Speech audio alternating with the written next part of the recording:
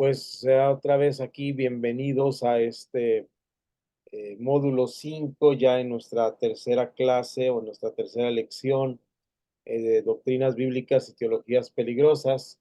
Y vamos a ir avanzando poco a poco en el trabajo de ir buscando aquellas eh, comparaciones entre lo que dice la doctrina y lo que se vuelve esa doctrina algo peligroso.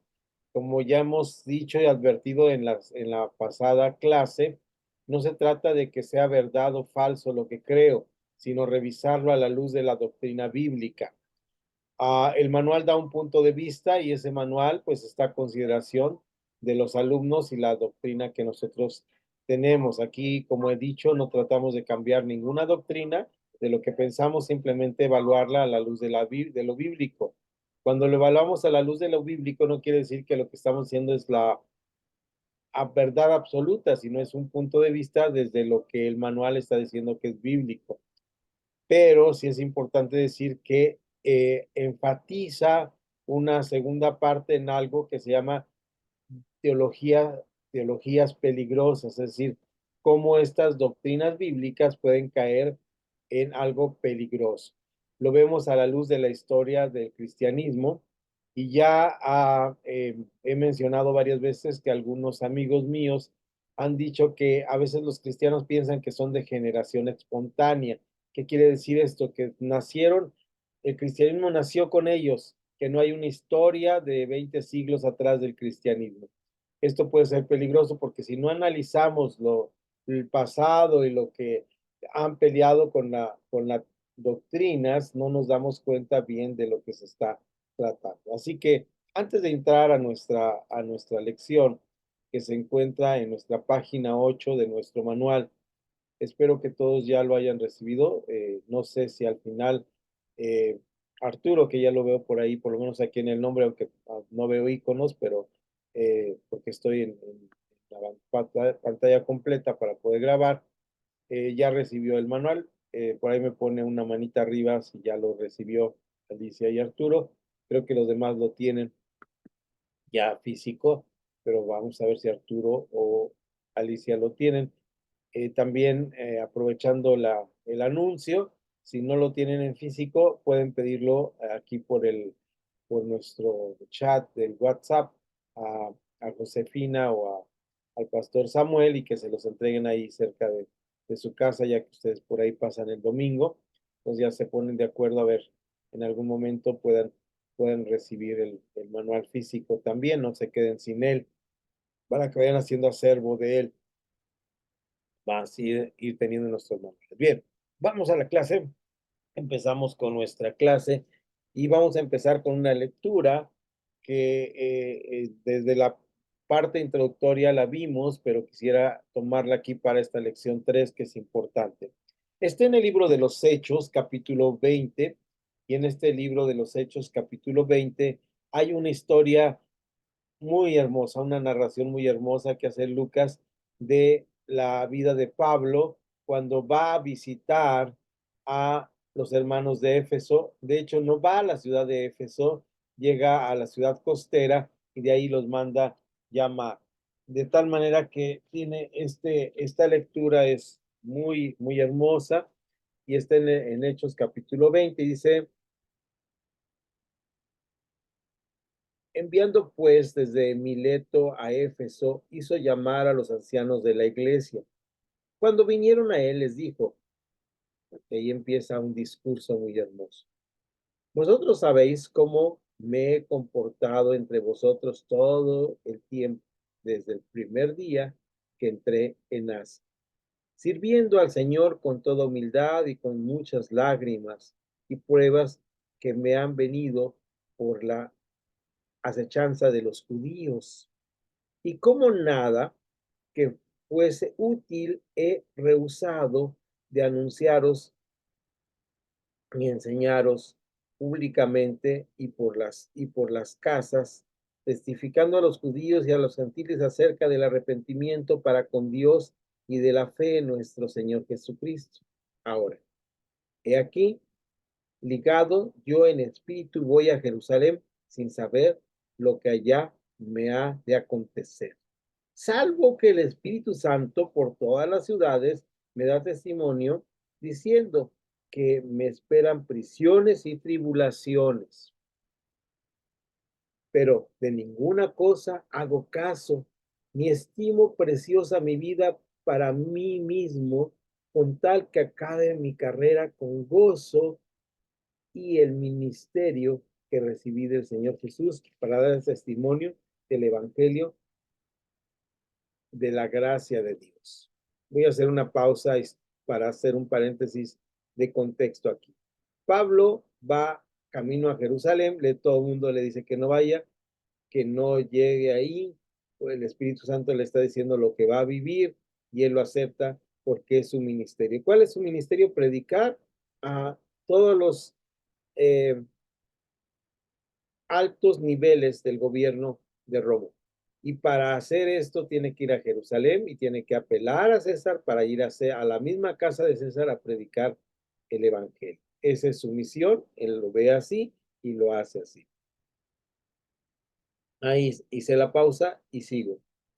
Y ahora, he aquí, yo sé que ninguno de todos vosotros, entre quienes he pasado predicando el reino de Dios, verán más mi rostro. Este versículo 25 es impresionante. Por tanto, yo os protesto en el día de hoy que estoy limpio de la sangre de todos, porque no he rehusado anunciaros todo el consejo de Dios. Por tanto, mirad por vosotros y por todo el rebaño en que el Espíritu Santo os ha puesto por obispos para apacentar la iglesia del Señor, la cual él ganó por su propia sangre. Porque yo sé que después de mi partida entrarán en medio de vosotros lobos rapaces que no perdonarán al rebaño. Hasta ahí nuestra lectura. Pablo está bien consciente, fíjense de algo muy interesante, Pablo está bien consciente de que es varias cosas, de que él va a cumplir su misión y su misión es apelar a César y cuando vaya a apelar a César va a ser juzgado por su fe y el único castigo posible para Pablo es la muerte. Él está dispuesto al sacrificio y ya no verá más su rostro, pero también sabe que los que ahí están presentando a la iglesia del Señor y cuando él se vaya vendrán gente que serán lobos rapaces que van a tratar de destruir al rebaño. Es decir, las herejías están desde el primer siglo en la historia de la iglesia cristiana. Recuerden ustedes que la clase pasada les hablé sobre la primera herejía que en la iglesia de Tesalónica surgió cuando Pablo les dijo que el reino de Dios era la venida del Señor Jesucristo. Estuvimos revisando la doctrina de la segunda venida y en esta segunda venida Pablo hablaba de la inminencia, que el Señor Jesucristo inminentemente regresará a esta tierra.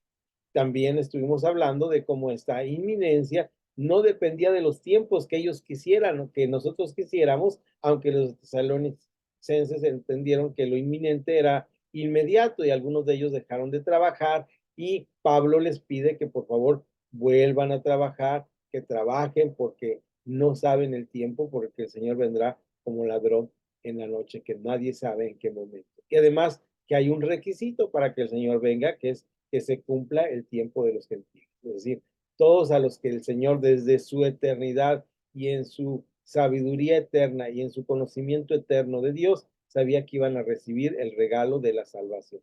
Eso incluía, pues, hasta el último que será salvo. Y eso incluía al señor Nahum Vega en el siglo XXI, ¿verdad? Dando una clase y entonces, pues, esta inminencia no tenía que ver con la inmediatez del primer siglo. ¿Mm? Aunque algunos a lo largo, y aquí hago una ampliación a lo que dijimos la clase pasada, que no mencioné, que menciono hasta esta tercera clase, hacen herejía de estos. Uno de estas personas es los testigos de Jehová, que dijeron que en el año 1914 iba a venir el Señor. Aunque han corregido la fecha, han dicho que sí vino, pero quedó el reino en los cielos, ¿verdad? Invisible, y que iba a venir 100 años después, pero ya, pues ustedes saben que ya pasaron porque los tiempos caminan y van caminando y de esta manera, pues ya la fecha de 1914 que dijeron los Testigos de Jehová, pues queda ya en el 2014, los 100 años que dijeron, y van cambiando y cambiando porque decir una fecha de la venida del Señor es uno de los errores. ¿Por qué es un error bíblico? Porque dice, nadie sabe los tiempos y las razones que el Padre puso en su sola potestad. Eso lo dice el Señor Jesús delante de sus discípulos en el libro de los Hechos, en el primer capítulo.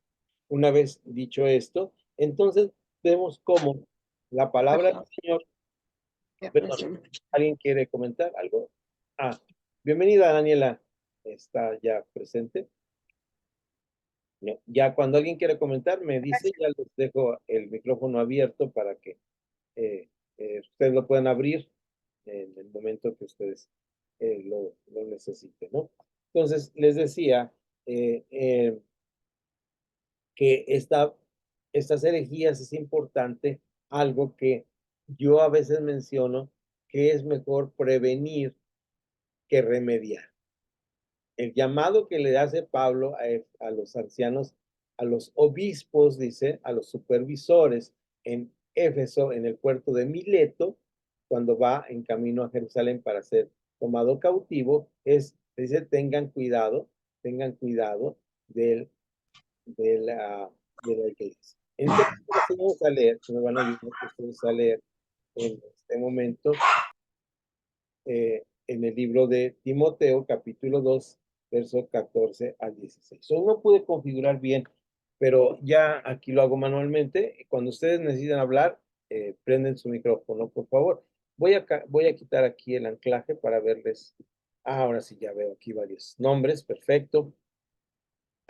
Y vamos a ver, empezar nuestra clase. Ahorita vamos al manual, pero vamos a ver esto primero como esta parte de prevenir, ¿verdad? De prevenir y remediar antes de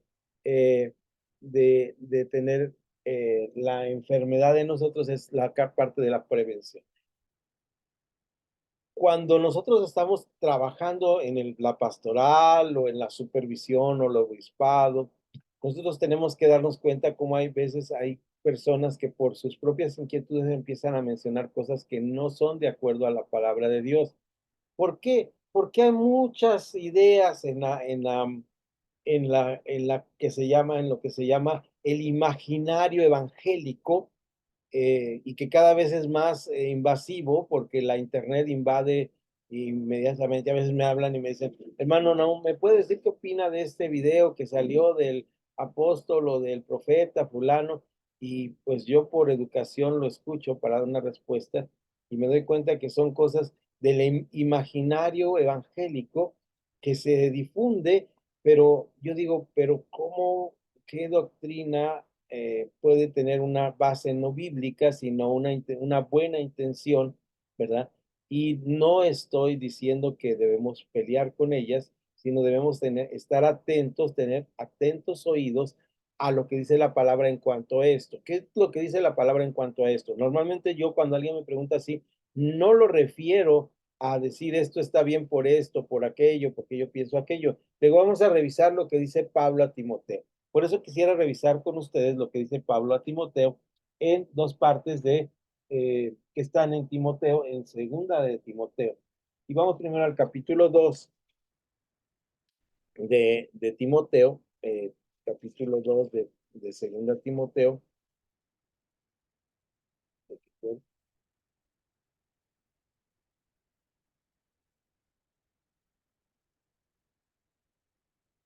Y está dando una recomendación a Pablo, a Timoteo, de estos mismos obispos que vio allá en Mileto, en Éfeso, y recordamos que Timoteo, el amado hijo, está cuidando iglesias y está cuidando una congregación, él es joven, y bien lo que dice en segunda a Timoteo capítulo 2 verso 14. Recuérdales esto, exhortándoles delante del Señor a que no contiendan sobre palabras, las cuales para nada aprovechan, sino que es para perdición de los oyentes. Procura con diligencia presentarte a Dios aprobado, como obrero que no tiene de qué avergonzarse, que usa bien la palabra de verdad, mas evita profanas y vanas palabrerías, porque producen más y más impiedad. Cuando leo este versículo y la persona me ha preguntado esto, ¿qué opino? Le digo, mira, lo importante aquí, como dijo un teólogo del siglo XX que se llama Francis Schaeffer, dijo, mira, la doctrina verdadera que está en la palabra de Dios, pues tiene diferentes interpretaciones, pero hay una prueba de calidad para saber.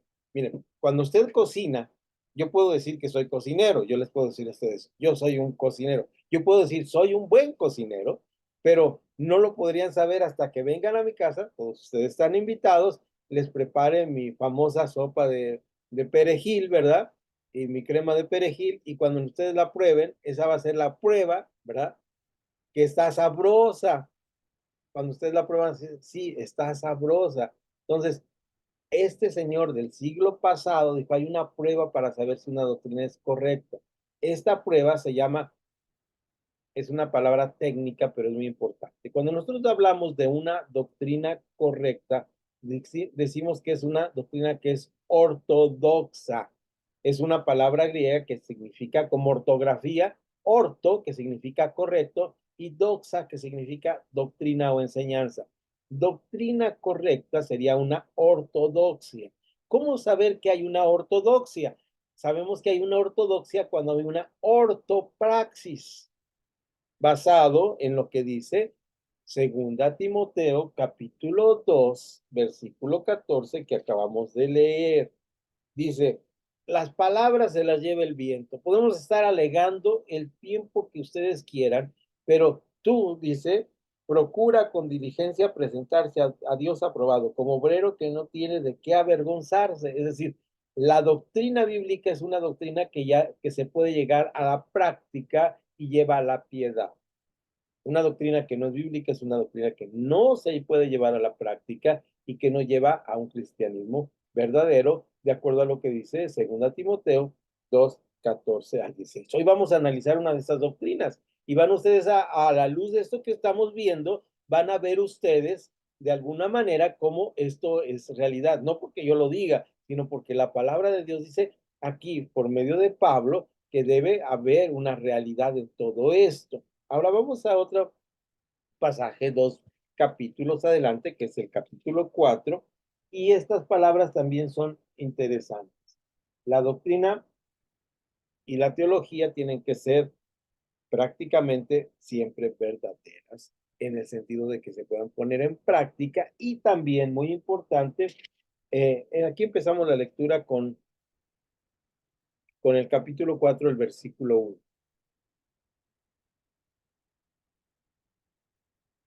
Les iba a pedir que me ayudaran, pero todavía tengo ojos aquí. Así que te encarezco delante de Dios y del Señor Jesucristo, que juzgará a los vivos y a los muertos en su manifestación y en su reino, que prediques la palabra, que instes a tiempo y fuera de tiempo, redarguye, reprende, exhorta con toda paciencia y doctrina, porque vendrán tiempos cuando no sufrirán la sana doctrina, sino que teniendo comezón de oír, se amontonarán maestros conforme a sus propias concupiscencias. Concupiscencias es pecados. Y apartarán de la verdad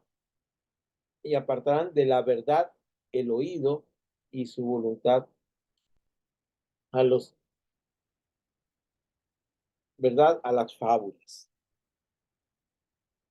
Miren, esto es bien interesante. Esta idea de oír cosas nuevas es un término en nuestro idioma que también es una palabra técnica. No quiero llenarlos de palabras, pero la vamos a dejar ahí, apúntenla para que luego la revisen. Y se llama, en términos de la educación, se llama el esnobismo. La sociedad vive una situación de esnobismo. ¿Qué es el esnobismo? La ansia de escuchar cosas nuevas, de escuchar cosas que no he escuchado. Entonces, pues eso de hablar sobre la fe, sobre la gracia, sobre la salvación, ya son cosas viejas. Lo que nosotros tenemos que hablar ahora es de cosas nuevas. esta comezón que tiene la gente de escuchar cosas nuevas, que estaba desde el tiempo de Pablo, es algo que está pues causando problemas. ¿Por qué está causando problemas? Pues miren, porque la gente siempre tiene esta necesidad de escuchar estas teologías o cosas importantes. Vamos a ir al manual, pero antes quiero decirles una de estas para introducirme en este momento. ¿Ya fueron por su cafecito? ¿Sí? Ahí el pastor Samuel nos ofrece una tacita de café en casa, si vamos, siempre muy rica. Ah, mira, este ya tiene su cafecito. Todos los demás, ¿no? Por ahí ya.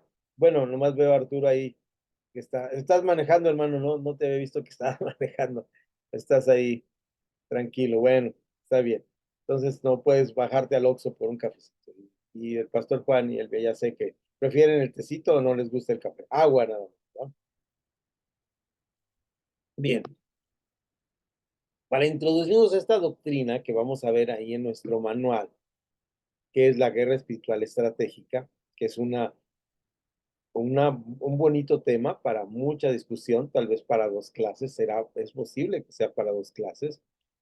Tenemos que entender algo que pasó, y ya hablamos la clase pasada de cuándo hubo el origen de muchas de las herejías. Este origen de las muchas herejías se dio con un hombre llamado Orígenes. Les hablé de dos padres de la iglesia y expliqué en la clase pasada quiénes eran estos padres de la iglesia. Dos de esos padres de la iglesia eran Clemente y el otro era Origen, precisamente. Y del lado del pensamiento de los eh, griegos o los neoplatónicos del siglo segundo estaba no era padre de la iglesia ni era cristiano, era un filósofo, un pensador, y este pensador se llamaba Plotinio. Plotinio era un pensador y este pensador llegó a la conclusión maravillosa y magnífica en ese siglo segundo que el bien y el mal estaban en lucha, de acuerdo a sus dioses griegos. Recuerdan que allá en el Olimpio peleaban, todos vimos la película de Walt Disney de Hércules, ¿verdad? En algún momento de nuestra vida, y que el bien y el mal peleaban y que él dijo, la frase filosófica es, la luz puede ser comida por la oscuridad. Entre más luz haya, menos oscuridad va a haber. Entre más oscuridad haya, menos luz va a haber. Esta diferencia se manifiesta en que hay una guerra entre el bien y el mal y que el mal podría llegar a ganar. Desafortunadamente, esta no es la idea que tiene la Biblia bíblicamente en lo que dice Apocalipsis 22, 20 y 22, donde, o 20, 21 y 22, los tres capítulos finales de la Biblia, donde se ve claramente que el plan de Dios es que ya venció a la oscuridad. El mal fue vencido por la obra de Dios en la eternidad. Entonces, ¿cómo afecta esto a nuestro concepto de vida? Vamos a verlo. Vamos al manual y ahora sí me van a ayudar ustedes a leer. Voy a subir un poquito mi manual si los dejo de ver y ahí abren su micrófono para leer. Tenemos nuestro manual ahí en la página y vamos a leer varios versículos. También yo los voy a escoger, ya tengo aquí subrayados los que vamos a leer. En la página 8, donde termina, tiene dos rengloncitos de la lección anterior y termina en Mateo 11:39. Luego dice unidad número 2, la guerra espiritual estratégica.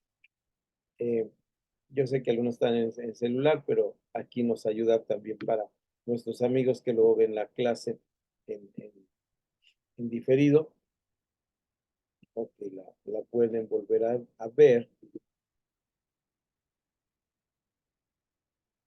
Y vean ustedes ahí como dice esta explicación que nos va a dar la entrada a esta unidad.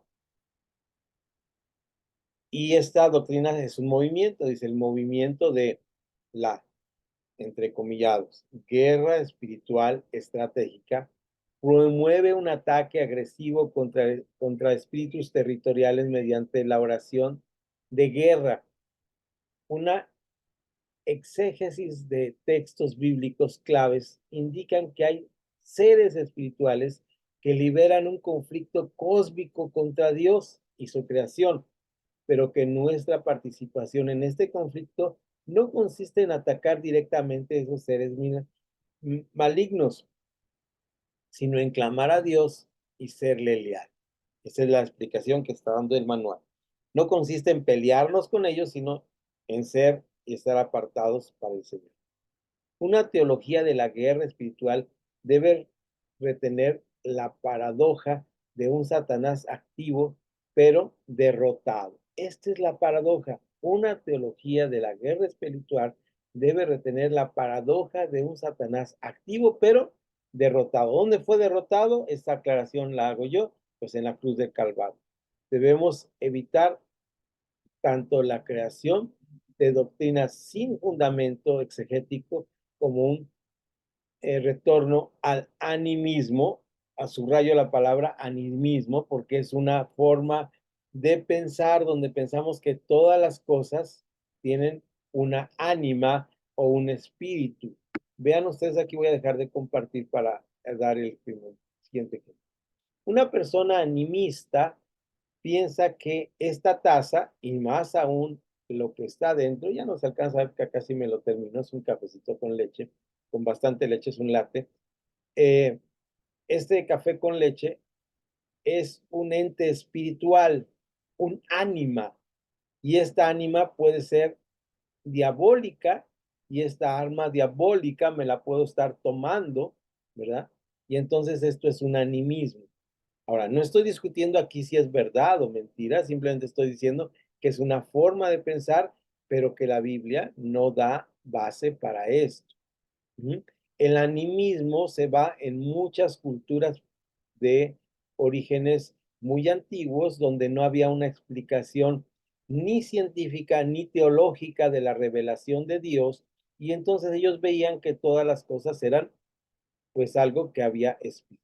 ¿Dónde había un espíritu? Pues había el espíritu del maíz, de la tierra, que permitía que la semillita saliera, había el espíritu del sol y de la luna, las grandes lumbreras, porque ellas deben tener un espíritu y entonces las adoraban como dioses. Pero más que dioses de esta naturaleza o magnitud, se trataba que las cosas tenían una ánima. Y entonces esa ánima estaba escondida en muchas cosas.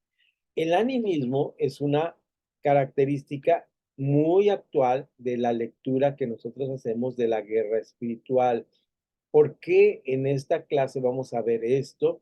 Y vamos a ver si es así y qué tan animistas somos. Dice, nuestra oración de guerra debe ser, hágase tu voluntad. Y nuestra guerra se debe dar en términos de un testimonio ético. ¿Dónde se da nuestra guerra espiritual? Sí hay una guerra espiritual, sí hay, y esta guerra espiritual se debe ganar a través de ganar almas para Cristo y de que estas personas sean convertidas y transformadas al Señor. Aparentemente es el mismo objetivo de la otra guerra espiritual, que es que los espíritus los suelten y los lleven a una libertad. Bueno, vamos a ver que de alguna manera el manual nos va a dar la idea de que estas dos cosas son posibles o que sí hay esta parte de la vida. Porque vean ustedes, ayúdenme por favor, donde dice doctrina bíblica, el número 1, ¿quién lo puede leer, por favor? Voy a mover mi manual para ver si veo aquí por lo menos quién prende su micrófono y lo puede leer. Y por favor, lee el versículo, busca quien lo vaya a leer, el versículo de Mateo 13. Aquí lo está. Adelante, quien prendió su micrófono. 13, 38 al 39. Y vamos todos ahí al versículo. ¿Quién lo lee? Ok. Adelante, pastor. Satanás es real y se opone a los propósitos de Dios. Dice Mateo 13, 20, 38, ¿va? Ajá. El campo es el mundo, la buena semilla son los hijos del reino y la cizaña son los hijos del mal. Ok, entonces, de acuerdo a este versículo y lo que nos leyó el pastor, sí hay un Satanás, un contrario, un enemigo, y se opone a los propósitos de Dios, y ahí lo vemos en Mateo 13, 38 y 39, en la explicación de la cizaña que da el Señor Jesús. Esta es algo claro. También una idea de desmitificar o no darle un sentido real a Satanás, también es un peligro para los cristianos, ¿no? Los dos peligros son, vamos a ver. Número 2, ¿alguien lo tiene, por favor, a la mano? Y por favor, vamos a ver el versículo de Marcos 4:15. Alguien por ahí me ayuda, le prendiendo su micrófono.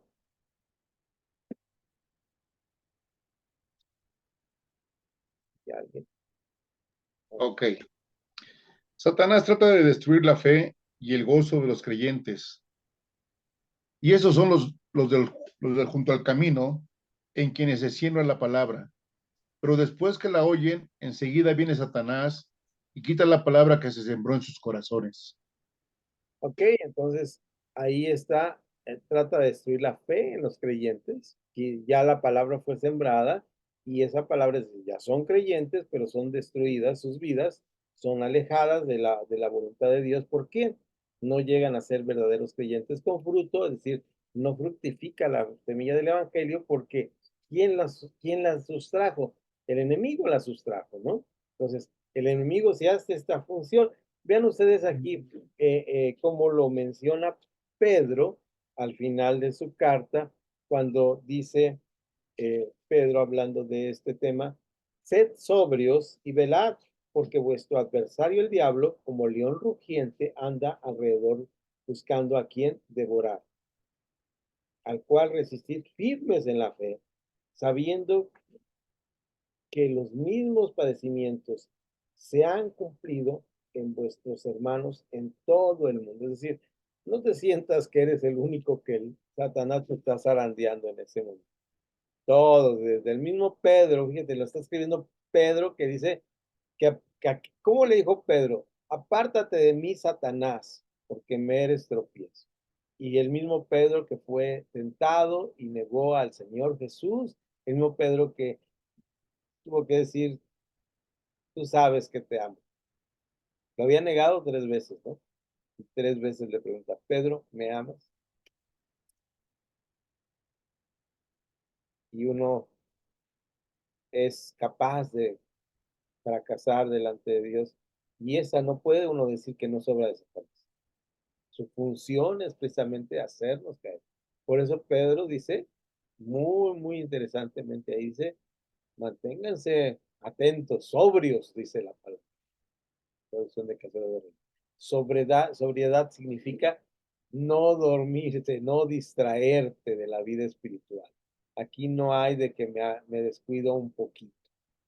Aquí es mantenerte. Nosotros en nuestras luchas espirituales sabemos perfectamente cuáles son las cosas que nos apelan o nos lastiman. No importa la edad que tengamos, no importa cómo vivamos, tenemos nuestras luchas deben ser verdaderas. ¿Y cómo compartir estas luchas? Pues para eso tenemos la comunidad de fe, por eso nos apoyamos como hermanos, por eso sabemos qué cosas están eh, maltratándonos. Son diversas, hermano.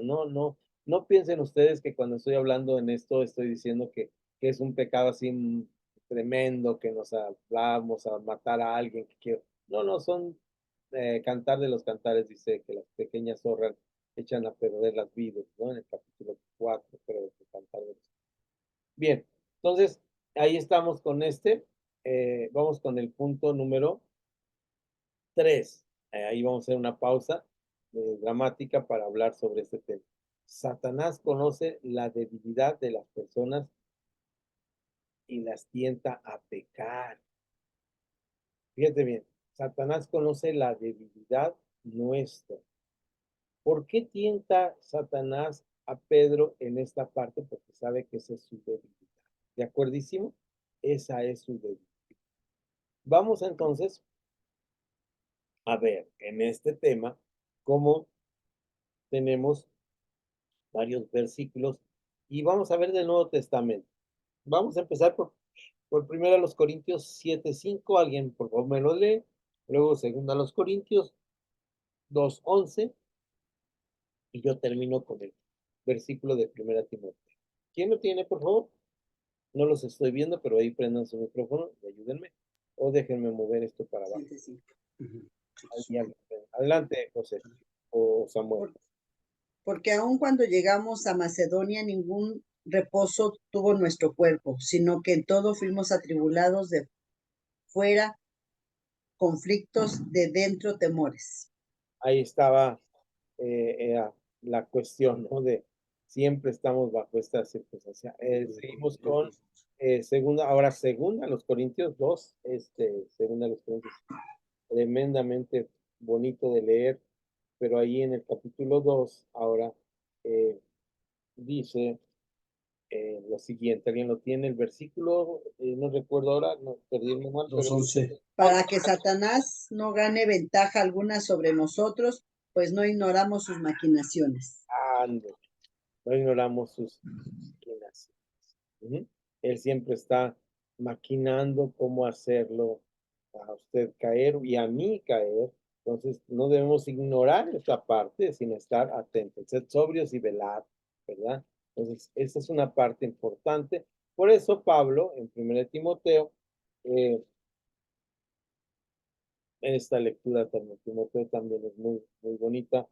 eh, es un párrafo que me gustaría compartir con ustedes ahorita que tengo buena luz. Dice, palabra fiel, si alguno anhela obispado, buena obra desea, pero es necesario que el obispo sea irreprensible, marido de una sola mujer, sobrio, prudente, decoroso, hospedador, apto para enseñar, no dado al vino, no pendenciero, no codicioso de ganancia deshonesta, sino amable, apacible, no avaro, que gobierne bien su casa, que tenga a sus hijos en sujeción con toda honestidad, pues el que no sabe gobernar su propia casa, ¿cómo cuidará de la iglesia de Dios? No un nuevo, no un neófito, no sea que no sea que envaneciéndose caiga en la condenación del diablo. También vean ustedes, también es necesario que tenga buen testimonio de los de afuera para que no caiga en descrédito y en lazo del diablo. En lazo del diablo. ¿Sí? Ahí está como este punto es importante. Satanás conoce nuestras debilidades y ah, las tienta de la debilidad de las personas y las tienta a pecar. Es decir, y aquí quisiera decir de las personas y póngase usted ahí en personal. Conoce mi debilidad como persona y me tienta a pecar. Seguimos adelante, vamos al siguiente. Alguien me ayuda con el 4, por favor. Y pastor, yo. Dice, Satanás trata de atar a las personas con pecados y o enfermedades. Lucas 13, 15 y 16. Y dice así la preciosa palabra de Dios. Entonces el Señor le respondió y dijo, hipócrita, cada uno de vosotros no desata en el día de reposo su buey o su asno del pesebre y lo lleva a beber. Y a esta hija de Abraham que Satanás había atado 18 años, ¿no se le debía desatar de esta ligadura en el día de reposo?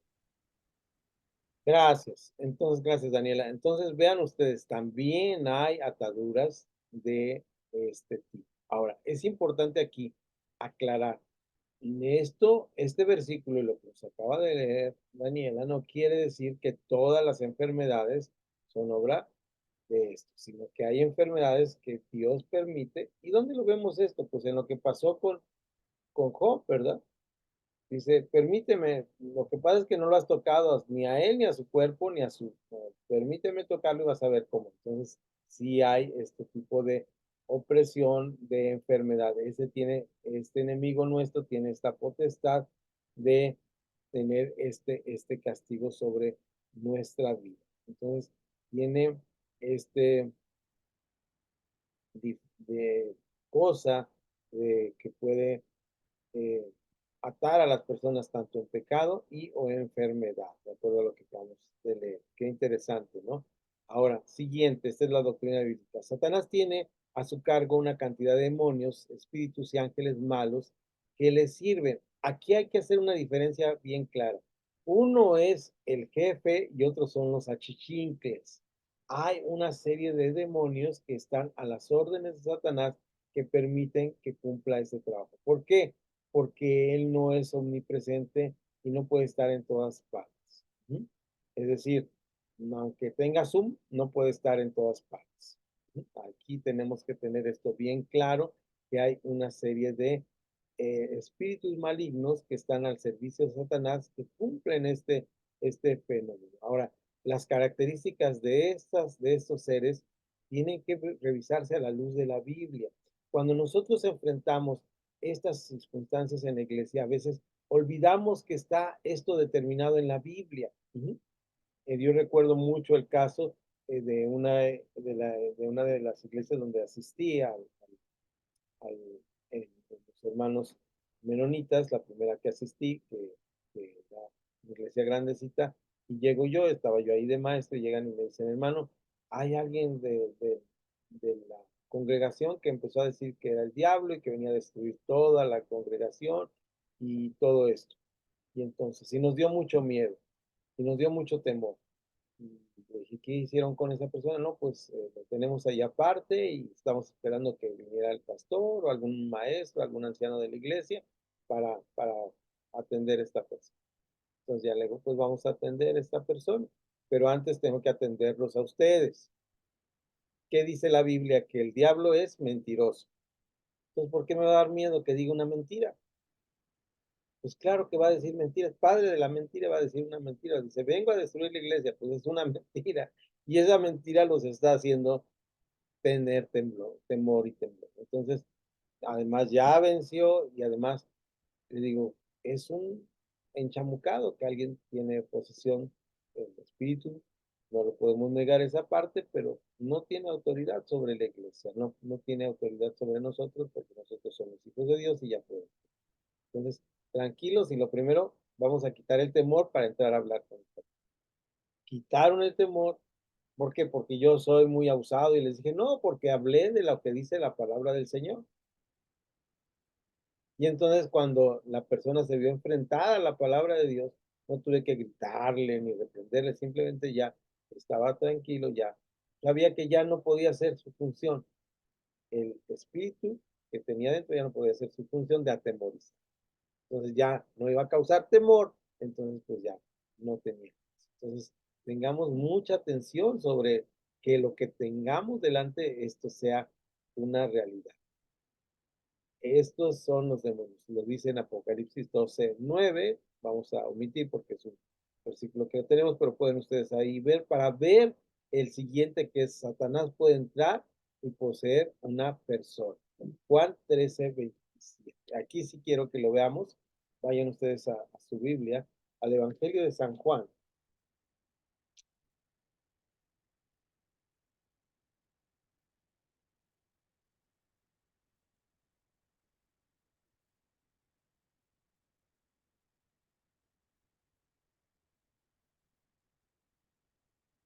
Y es el testimonio de uno de sus seguidores. ¿Quién es este? Judas. Dice que abrió su boca para tomar el bocado y Satanás entró en posesión suya para hacer algo malvado. Es decir, y esto quisiera analizarlo con cuidado por dos razones. Primero, ¿cuál fue la actitud de Judas? ¿Cuál fue la función diabólica de Judas? Entregar al Señor. Que al final el Señor y Dios usó para, para, para tener una victoria sobre él, pero esta era la función en ese momento. Las funciones satánicas de posesión no necesariamente son hollywoodescas como lo vemos en la tele. No todas son así. Puede haber así, no lo estoy negando, pero no todas son así. Yo les he dicho a los hermanos, si a mí se me aparece el chamuco con cuernos y tridente aquí a la vuelta, seguro me muero del susto. Pero no lo hace así. Lo hace en una forma estratégica, sabiendo mis debilidades y mis fuerzas, así que tengo que ser muy astuto para saber cómo se manifiesta Satanás. Porque si nos damos cuenta a lo largo de nuestra vida, nos ha ganado la partida el enemigo en muchas de las cosas de nuestra vida, de nuestro ministerio, del trabajo que tenemos que hacer, y no ha sido de esta manera tan, yo llamo estridente. No digo que no lo llegue a hacer, Hay manifestaciones muy estridentes cuando su función es causar división, miedo, temor, y sabe que lo puede hacer. Y es así, es así. Una ocasión también con un grupo de pastores de mi iglesia estaban hablando acerca de una experiencia que tuvo uno de mis estimados hermanos y querido pastor. Y entonces me dice, lo interesante es que yo de acuerdo a la palabra le dije, ¿cómo te llamas? Y me respondió el nombre. Me llamo fulanito de tal, ¿verdad? Panchito, bueno, no voy a decir Panchito aquí en público, ¿verdad? Pero me llamo eh, Mefístenes o como quieran ustedes decir, cualquier nombre. Y entonces le dije, ¿y qué pensaste, hermano pastor? Y le dije, pues recuerda siempre que te diga un nombre, pues te va a echar una mentira. No le creas nada, ni el nombre le creas, hombre. Ahora, Satanás sabe que, y sus enviados saben cómo atacarnos estratégicamente y tengamos cuidado. ¿Qué quiere él en nosotros? Causar temor, división. Vamos a ver ahorita adelante en esto, qué es lo que quiere, y cuando él logra esto, pues tenemos que estar atentos. Pero aquí viene una discusión muy interesante, que es si los cristianos pueden estar en posesión del enemigo, si pueden endemoniarse. Es una discusión muy interesante y cae en el campo de lo no resuelto. No discutiéndolo aquí, ni una hora ni 2 horas lo podríamos resolver. Eso no lo vamos a resolver. Y lo que es importante discutir de acuerdo a la palabra es que no podemos ir de un caso particular a lo general. Les voy a poner un ejemplo porque ya pasaron las elecciones y ya no se nos permite hablar de esto. Yo les voy a decir, miren, en la casilla donde estuvo mi esposa el domingo hace 15 días, ganó el candidato Pedrito, pero eso fue en lo particular. No puedo ir de eso particular a lo general, que son todas las casillas en toda la República. Jamás puedo ir de un caso particular a un caso a lo general. De la misma manera, no puedo decir, fulano se endemonió y esto ya lo general. El enemigo sabe y conoce y ataca a las personas de acuerdo a su vulnerabilidad. Y si nosotros permitimos, normalmente cuando tenemos casos de esto, investigamos un poco, nos damos cuenta que se abrieron las puertas a estas situaciones. Lo más importante para mí es no meter este temor, porque a lo mejor ahí va la semilla, ¿verdad? La semilla del temor que va a causar la posesión en la persona. No tenemos que temer a eso. No temas a eso, por favor, hermano, y que en tus iglesias no tengan este temor, porque este temor va a causar un problema mayor.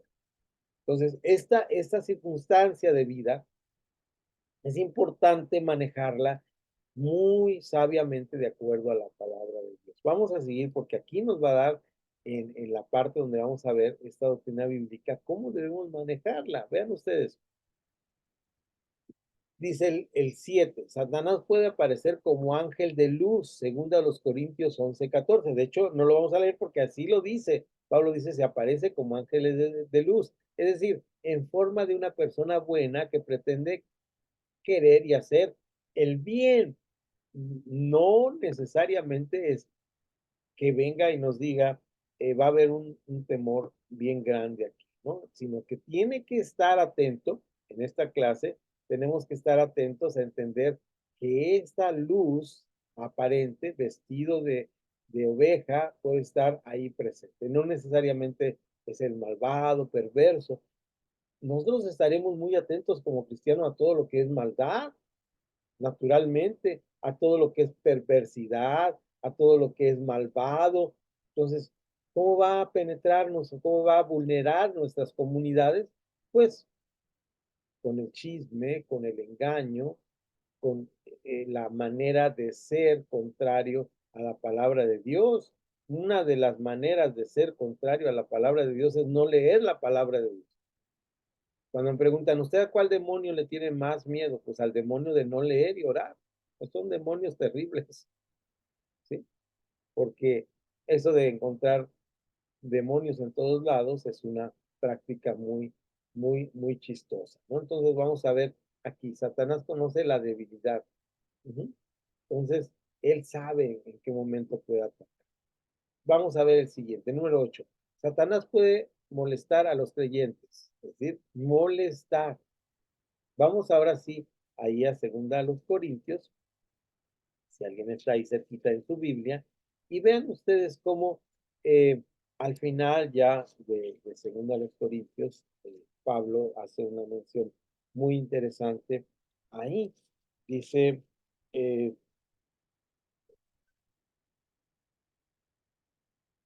y para que la grandeza de la revelación no me... Ay, pero ya no alcancé a leer. ¿Alguien me ayuda, por favor? Eh, porque habla aquí de algo que está pasando con... Y para que por la grandeza de las revelaciones no me exaltase demasiadamente, me fue dada una espina en mi carne, un mensajero de Satanás que me abofeté para que no me enaltezca sobremanera. A mí me parece muy interesante esto porque, pues, ahora que ya soy más viejito, me han atacado algunos aguijones de la carne, ¿verdad? Y entonces, pues, son cosas de Satanás, son cosas de enfermedad, pero no es porque yo sea una mala persona, sino que, pues, fíjense, por ejemplo, les voy a poner mi ejemplo. Me da el dolor, ahorita estoy pasando días malos de dolor por una enfermedad que tengo. Son días difíciles, tengo días difíciles. Y en estos días difíciles, pues naturalmente, ¿qué esto me causa? Pues temor, y esto me causa desconfianza. Y entonces tengo que afianzarme en mi fe para que esto no venga. Me puede causar tristeza, me puede causar angustia. A una estimada hermana de nuestra iglesia estaba ahora con la situación de que su esposo no tenía trabajo y consiguió trabajo, pero lejos, hasta Tijuana. Y pues la hermana nos comentaba testimonio, luego en forma personal a mi esposa y a mí, que pues se sentía angustiada, que no podía dormir, no estaba tranquila, pues allá hay tanto crimen en el norte, tantos problemas. Todo esto es el aguijón de la carne, el aguijón de nuestras angustias, que puede atacar. ¿Se dan cuenta cómo no es? Ahora, naturalmente esto es así. Debemos darnos cuenta que somos humanos y vulnerables. Y si Job, el santo Job, fue atacado de esta manera, imagínense esta. Entonces, vamos, permítame, ¿me ayudas?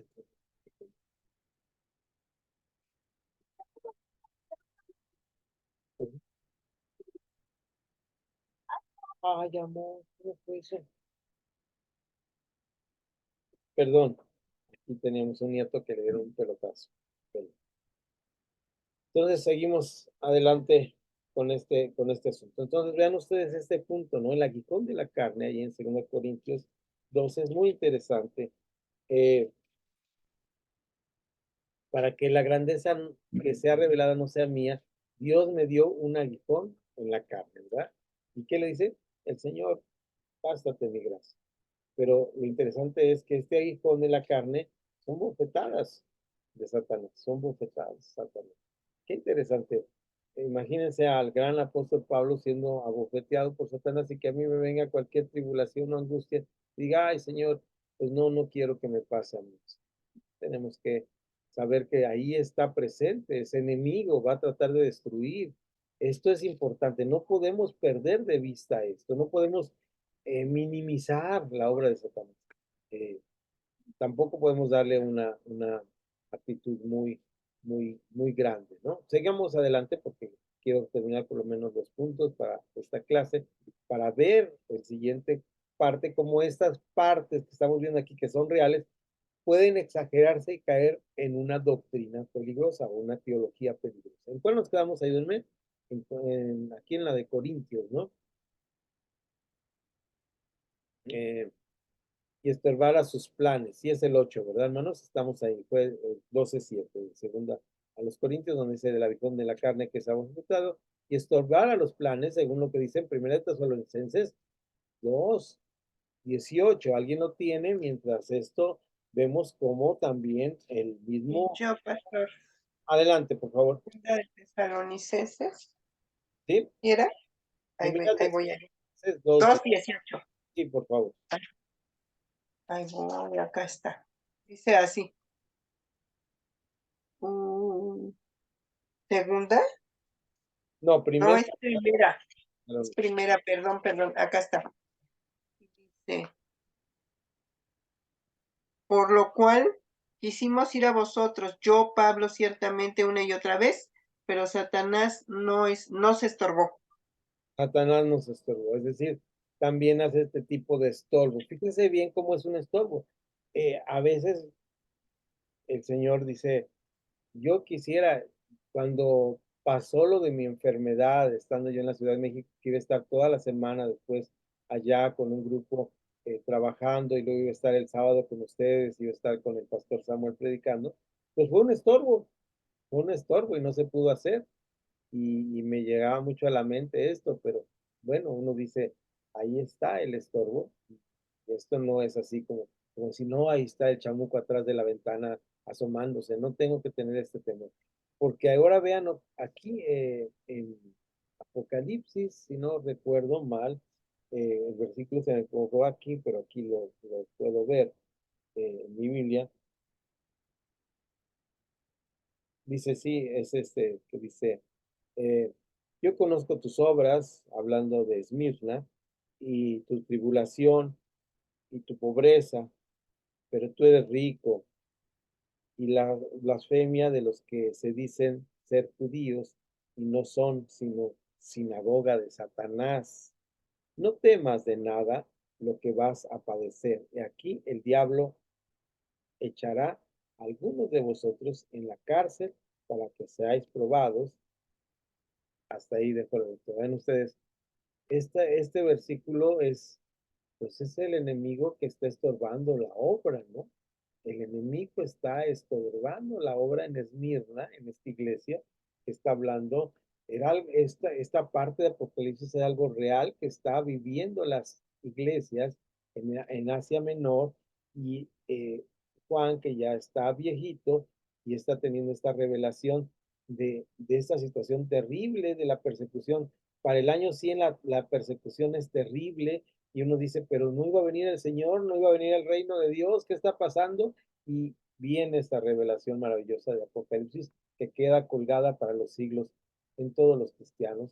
¿Y cuántos hermanos no han padecido? Imagínense los que por predicar el Evangelio sufrieron esto en el siglo XVI, que le decían, cállate, no digas, porque el hermano seguía repitiendo y repitiendo el sermón de la montaña. Se lo sabía de memoria, Mateo 5, 6, 7, seguía predicando a los que lo habían capturado por predicar el evangelio. Y le dicen, ya para que te calles, te vamos a amarrar y te vamos a clavar tu lengua al madero este que está aquí.